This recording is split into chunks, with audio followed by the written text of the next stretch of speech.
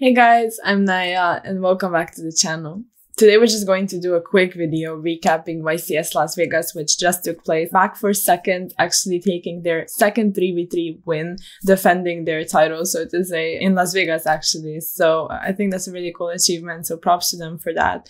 And overall, I'm just going to throw in a couple of my thoughts about the event, a couple tech cards that I saw a lot of people play and all of that. And before we get started with the deck breakdown and all of that, let's just point out how these team names, like some of them are just killing me. It's hilarious. Like, take your time and go over the go over the standings and just entertain yourself with these names. So I guess, yeah, you saw the picture on the thumbnail. Like, I'm not in love with this format. Actually, it's quite opposite. I'm not a huge fan of Kashtira, and I would much rather go to the last format if I'm being completely honest. So I want to hear you guys' thoughts on that as well. Like, I don't know. I don't really like it, and I think it's kind of horrible almost. Like, with the zone locking, it's just way too lame, especially in a 3v3 setting. It's also kind of weird when you're able to see your opponent's extra deck and tell all of your teammates in case their opponents are on the same deck, so you sort of know what to expect. So yeah, let's go over the deck breakdown. We have the top 8 and the top 4. So 64% Kashtira, not exactly the last tier 0 format, but still a very high representation.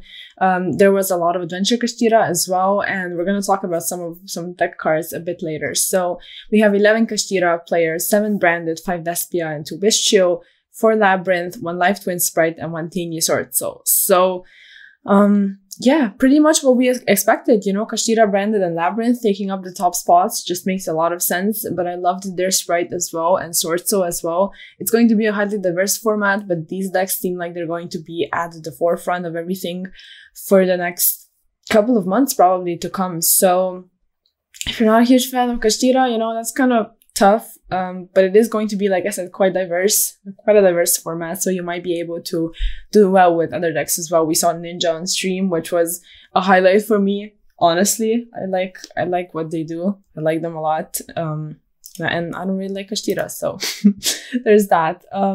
Yeah, like Teeny Swords to Life Twin Sprite, nothing too different probably from what we've seen before from these decks, but it's nice to see their representation.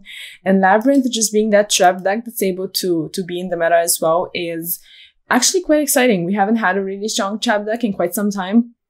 After Outledge, I don't think there has been a trap deck quite as dominant, so I think it's really, really nice to see.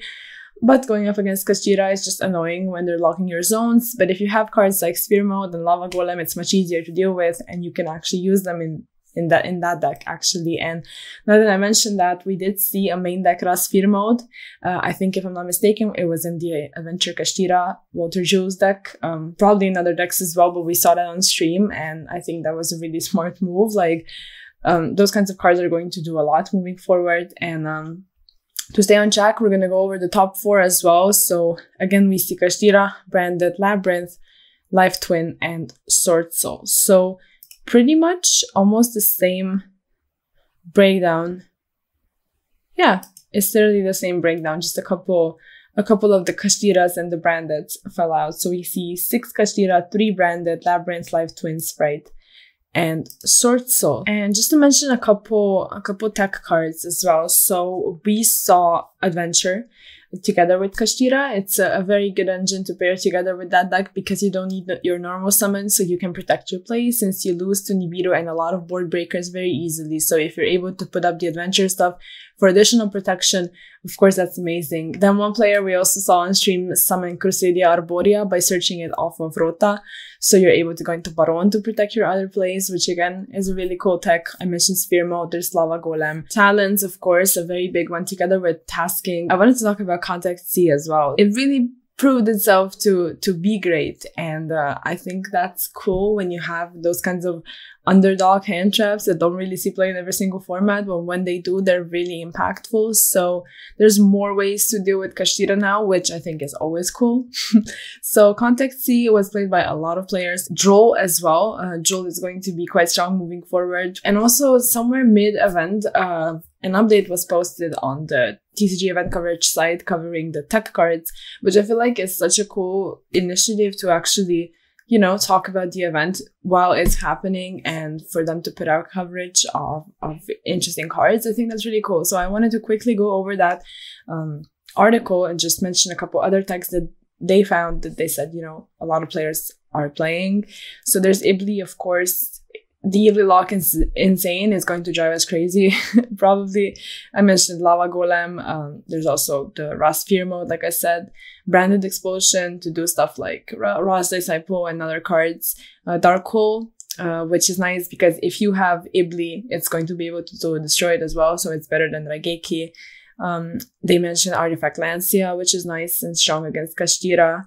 Book of every book, pretty much. Like Book of Eclipse is the best one, and Book of Eclipse is probably like the tech card to run right now against Kashtira. And there's other ones like Book of Moon, like Book of Lunar Eclipse as well. So whatever you want to play, because all of them have a certain downside. Eclipse, of course, it can get ashed if they're able to keep their monsters on the field. They get the draw with Book of Moon. You only book one monster, and with the Eclipse, you have to discard. So you can decide for yourself whatever you want to play. And they also mentioned the Destructive Daruma Karma Cannon, which is also a trap card that's able to flip monsters face down. So a couple tech cards there. You know, all in all, we saw a lot of Kashtira on stream. There was Labyrinth. There were some other decks as well, which is cool to see. Like I said, we're moving in a bit of a diverse format. A lot of people say that it's almost like the worst Nats format from last year, which it sort of feels that way. I'm not really into, you know, going into a Kashtira format, but we'll see what happens. It was the first event. I really wanted to cover it. If there's anything interesting from stream that you guys want to mention, please leave it in the comments down below. But it is the format we're going to have for the next couple of months. So we better get used to it, prepared for it, which thank God it's quite easy to do against Kashtira. But sometimes they just, you know, have everything and they're able to put up a board and lock all of your important zones, even 9 of them, if it just so happens. So that's pretty much it. If you like this video, please like it. If you, you know, want to talk about the event in the comments, you're free to do so. And of course, sub and follow everything so you don't miss out when I post. And I'll see you guys in the next one. Bye.